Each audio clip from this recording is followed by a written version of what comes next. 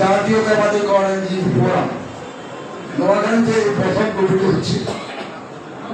যেহেতু নোয়াখালীতে একটা কর অঞ্চল ঘোষণা হয়েছে, এখানে অধিক সংখ্যক আইনজীবীরা দরকার আছে। আপনারা নতুন কমিটি যারা এখন থাকেন আমাদের সাথে একটু যোগাযোগ করবেন। আমাদের কিছু জুনিয়র নবীন লয়ার আছেন, ওরা আইনজীবী সমিতিতে সদস্য হতে চায়। আমরা আমাদের সংখ্যা বাড়ানোর জন্য, আপনাদের পেশাতে হ্যাম্পারের জন্য, সংখ্যা বাড়ানোর জন্য আমরা কিছু জুনিয়র আইনজীবীকে আইনজীবী ফোরামের সদস্য হওয়ার জন্য অনুরোধ করবো। আপনারা আমাদের সাথে একটু যোগাযোগ করবেন, আমরা এটা ব্যবস্থা করবো। আইনজীবীদের সমস্যা, যারা অ্যাডভোকেট থেকে প্র্যাকটিস করেন তারা বার কাউন্সিল ব্যবহার করতে পারে, বার কাউন্সিল রেস্ট হাউস।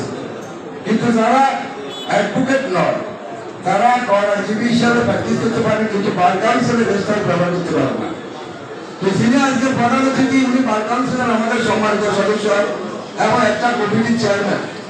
ওনার প্রতি আমার অনুরোধ থাকবে, আইনজীবীরাও আপাতত আপনাদের রেস্ট হাউস হওয়া পর্যন্ত যেন আমাদের রেস্ট হাউসটা ব্যবহার করতে পারে, সে ব্যাপারে উনি যদি একটা উদ্যোগ গ্রহণ করে আমার মনে হয় আবাসিক সমস্যাটা সমাধান হয়।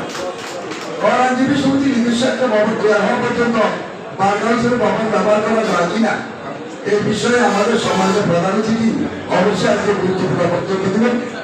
তো আইনজীবীরা আরো সুসংগঠিত হোক। আমরা যারা বিএনপি করি, বিএনপি সংখ্যাগরিষ্ঠতা যে কোনো সংগঠন